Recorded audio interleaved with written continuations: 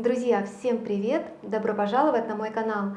Сегодня приготовим невероятно красивые, пышные и очень вкусные булочки с повидлом. Начинку для этой выпечки вы можете выбрать абсолютно любую: яблочную, вишневую, абрикосовую, либо же взять вареную сгущенку. В любом случае будет невероятно вкусно. Булочки по этому рецепту даже на второй день остаются мягкими и очень вкусными.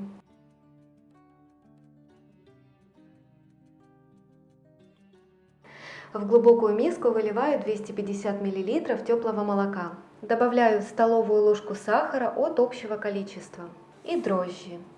Немного перемешаю венчиком. Всыпаю 4 столовых ложки муки от общего количества. Замешиваю опару. Вот такая по консистенции она должна получиться.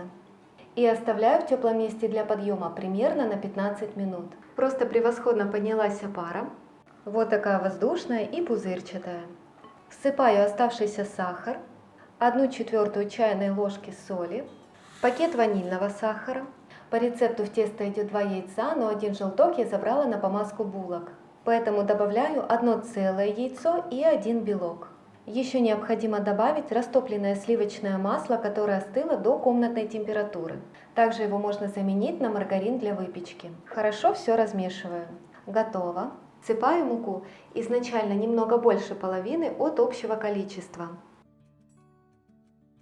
Начинаю замес теста. Тесто еще довольно мягкое. Подсыпаю 2 столовых ложки муки без горки.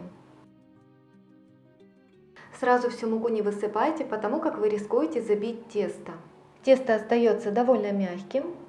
Подсыпаю еще 1 столовую ложку муки и перехожу на ручной замес.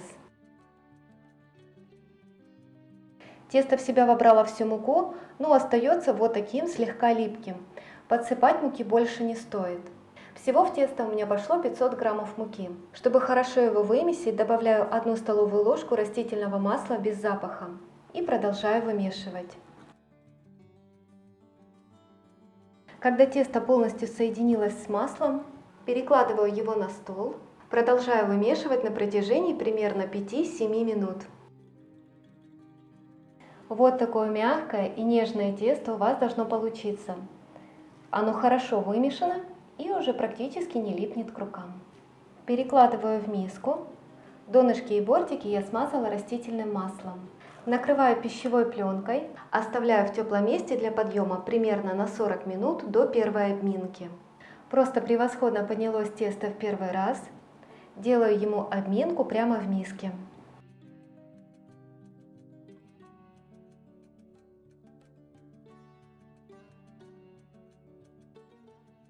Переворачиваю гладкой стороной кверху и снова кладу в миску. Снова накрываю пищевой пленкой и оставляю в теплом месте для подъема еще на 30 минут. Прекрасно поднялось тесто во второй раз. Перекладываю на стол. Делаю ему обминку. Вот такое гладкое и красивое тесто получается после обминки, и оно уже не липнет к рукам. Его вес 970 граммов, разделяю на 10 частей весом примерно по 97 граммов. Формирую вот такие колобки, подкатываю и откладываю в сторону. Накрываю пленкой и оставляю отдохнуть примерно на 5-7 минут. Для начинки я буду использовать густое яблочное повидло.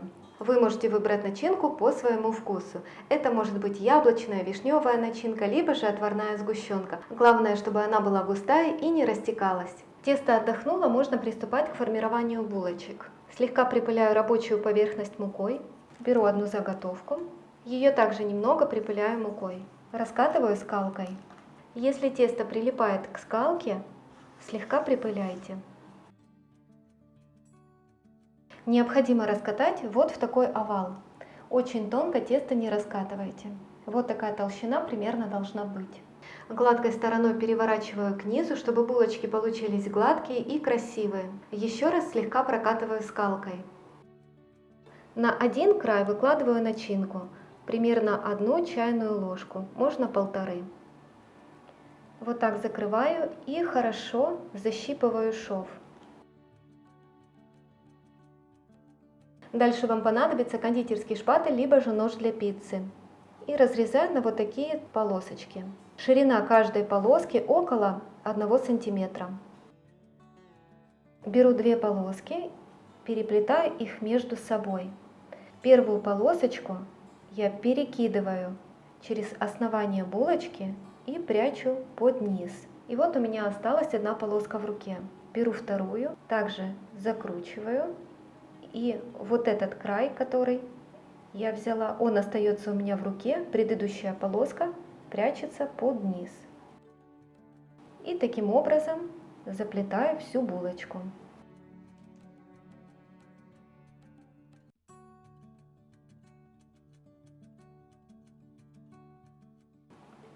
Плетение делайте без натяжения, чтобы тесту было куда подниматься.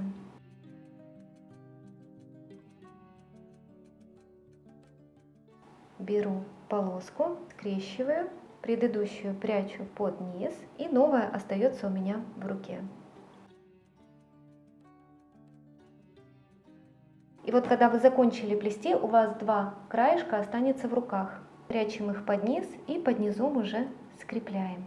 Выравниваем булочку и вот так скручиваем рогаликом. Вот такая красивая булочка получается. Аккуратно переношу на противень. Выкладываю начинку, сворачиваю и хорошо закрепляю шов. Распускаю на полоски и начинаю заплетать. Снова беру 2 полоски и вот так переплетаю между собой накрест. Первую полоску прячу под низ булочки. Беру вторую, переплетаю с предыдущей, прячу ее под булочку и беру следующую. Таким образом заплетаю всю булочку. Напомню, что плетение необходимо делать без натяжения, то есть переплет должен быть свободным, чтобы тесту было куда подниматься.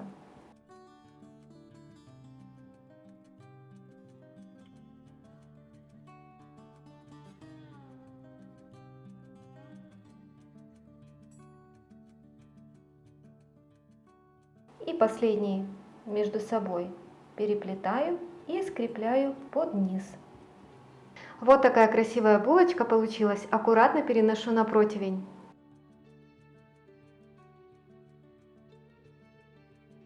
После того, как сформировали булочки, их необходимо накрыть пленкой и оставить на расстойке на 15 минут.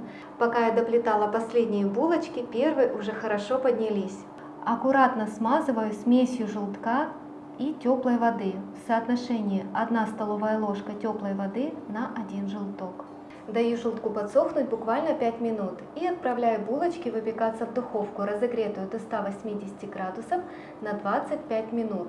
У меня электродуховка, выпекаю на режиме вверх-вниз, без конвекции. Первые булочки готовы, только посмотрите, какие красивые, пышные и румяные они получились. Они просто замечательно держат свою форму, тесто нигде не порвалось и начинка вся осталась внутри. Сейчас они немного остынут, и я с удовольствием покажу, какие же они вышли в разломе.